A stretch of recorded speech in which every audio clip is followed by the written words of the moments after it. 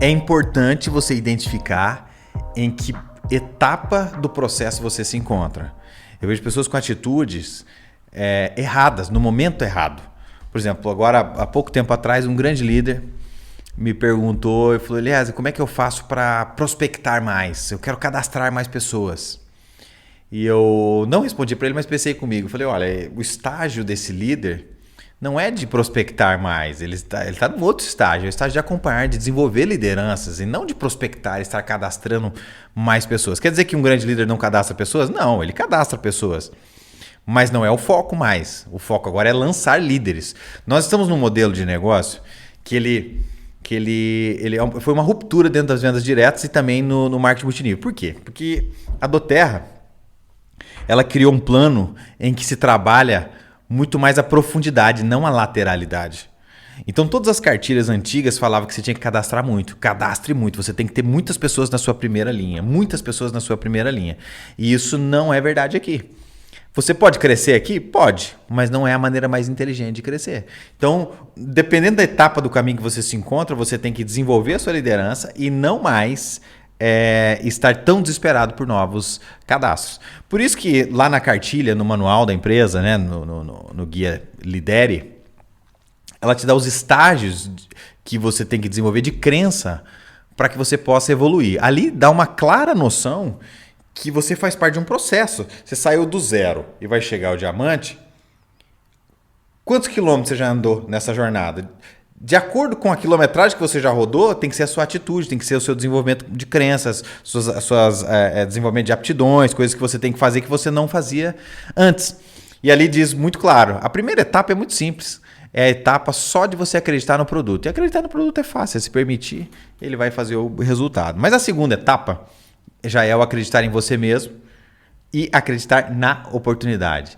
Então ali nesse manual te dá uma clara noção que você precisa entender em que etapa do caminho você está. Então você que às vezes está falando assim, eu preciso cadastrar muito. Então você provavelmente deve estar no começo do negócio, porque realmente no começo do negócio você tem que cadastrar muito. Você não vai liderar se não tiver liderados. Então é cadastrar muito. Está nessa etapa? Cadastrar muito. Agora a segunda etapa, acreditar nesses cadastrados. E aí é onde mora o defeito e o erro de muitas pessoas, por quê? Eles... Se você não acredita numa pessoa, a tua atitude com relação a ela é a atitude de alguém que eu não confio. Eu não vou confiar que ela vai fazer bem feito. Eu não confio que ela vai fazer o que tem que ser feito. E aí eu passo a tratar ela como uma pessoa não confiável. E eu nunca dou a oportunidade dela se desenvolver. Então, acreditar nas pessoas é parte de um processo seu também. Mas ele não tem capacidade, como é que eu vou acreditar nele? Ele não vai desenvolver se você não começar acreditando. Assim como você também teve que acreditar em você mesmo para que você pudesse desenvolver. Então, acreditar nos liderados e jamais ter um plano B. Outro erro, né? Entendendo a sua jornada, o processo, você já tem cadastrados e você às vezes condena essas pessoas, mas veja bem, coloquei uma pessoa. E aí você fala assim, se essa pessoa não for, eu tenho a outra. Se essa não for, eu tenho a outra. Se essa não for, eu tenho a outra. Eu te garanto, nenhuma vai ir. Você tem que olhar para aquela pessoa e falar assim, é você.